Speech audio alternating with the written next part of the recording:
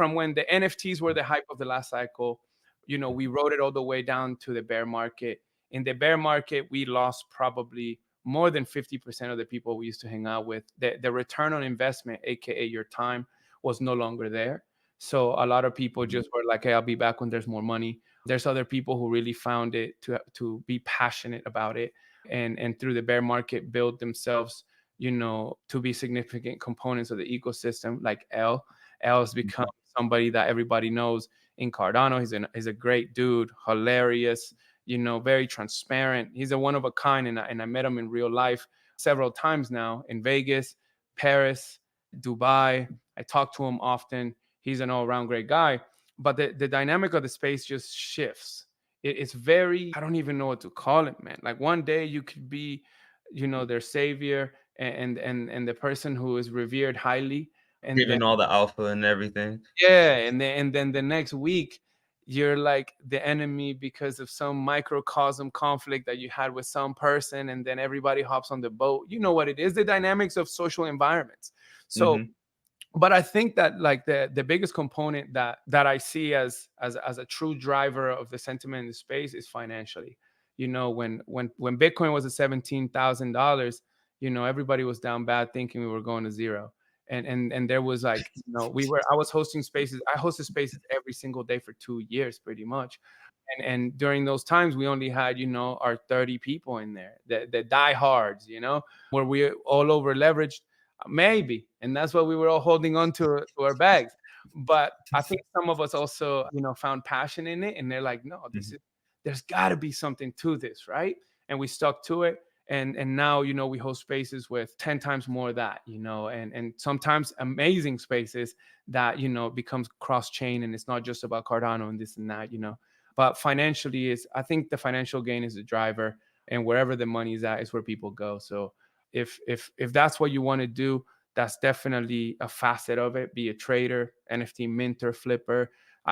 Those people they have very strong conviction sometimes, and just know how to read the social engagement to be able to be in and out, and financially prosper. And there's other people who are building companies, protocols, products, and services. There's other people that are just content creating and getting paid for that. I just had an experience with that. I hung out with a bunch of content creators over the last 2 weeks abroad, Mhm. and I realized that, there's companies that are creating all these things but lack means of communicating what they're doing. So yeah, man, there's room for everybody.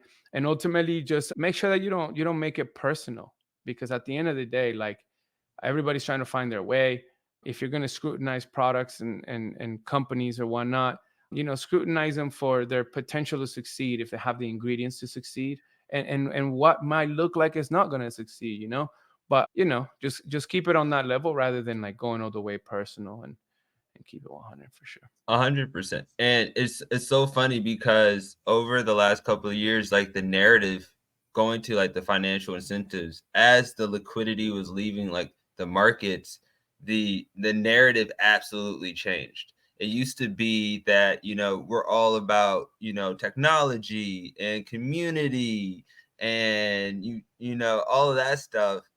And, as soon as, the number wasn't going up anymore, like everyone's energy changed. But I was actually believing, and like I was such a believer in like, oh, we're all community, da da da da da, like really building around it, and then realizing that like, no, you're right. It's financial incentives right now are really the drivers. But I think just kind of like to build on what you're saying though, Esco, and like I said, this is an interview, but this is really a conversation. So we're just kind of going back and forth. I think also that's an indicator of really how early we are.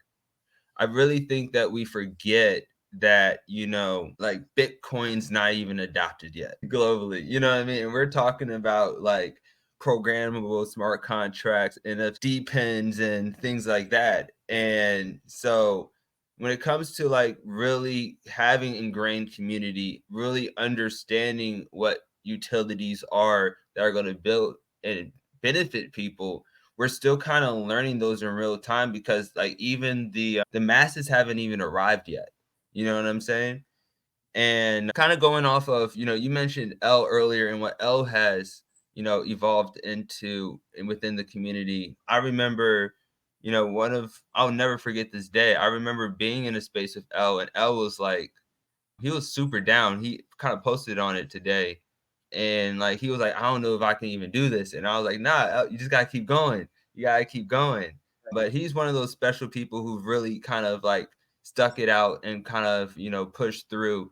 And so when it comes to outside of L, when it comes to different NFT projects, token projects, projects that have, maybe none of those,